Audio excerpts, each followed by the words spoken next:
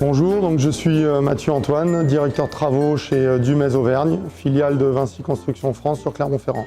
Alors le bonheur du métier de conducteur de travaux, je pense, c'est que les projets changent à chaque fois. Chaque chantier, c'est un prototype, c'est quelque chose de nouveau.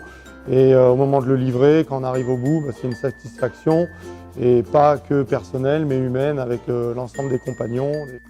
Ouais, alors je m'appelle Laurent Mévial, ça fait 5 ans que je suis à l'AFPA, en charge donc de formation au pôle maîtrise bâtiment, principalement donc des métiers d'encadrement, et moi je m'intéresse particulièrement au métier du conducteur de travaux. Le prérequis de base, c'est déjà d'avoir un niveau bac, principalement, d'avoir une motivation, d'avoir envie d'intégrer les métiers du bâtiment.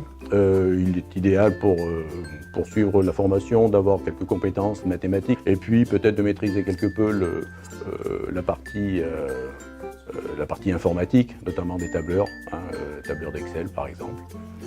Autrement, c'est une formation qui est ouverte aux hommes comme aux femmes, bien évidemment, sur la base de primo-rentrants, donc de gens qui découvriraient complètement le métier du bâtiment. Alors moi j'ai 30 ans, je suis très attirée par en fait, la technique de bâtiment. J'avais une envie de partir sur une notion de management, de gestion d'équipe. Alors dans le domaine de la féminisation, oui, on voit une évolution radicale. Ce sont des métiers qui de plus en plus attirent les dames, et tant mieux. Voilà, c'est un métier où elles peuvent apporter un plus, une valeur ajoutée grâce à leur qualité.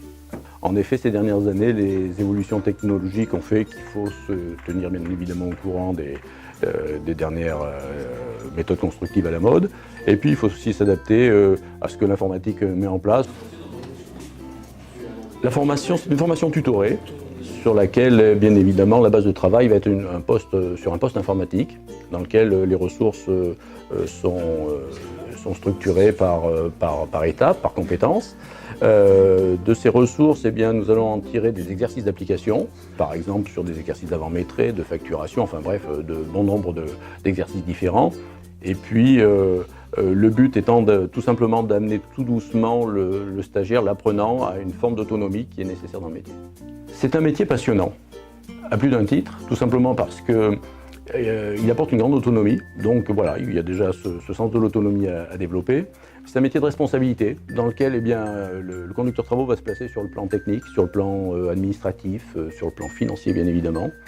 Donc, vu la large palette d'activités, de potentialités du métier, je pense que c'est véritablement un métier qui ne peut que donner envie et avec de grandes satisfactions à la clé, parce qu'il est toujours très, très agréable de pouvoir circuler et repasser devant un chantier qui a été l'objet d'un travail profond et fouillé.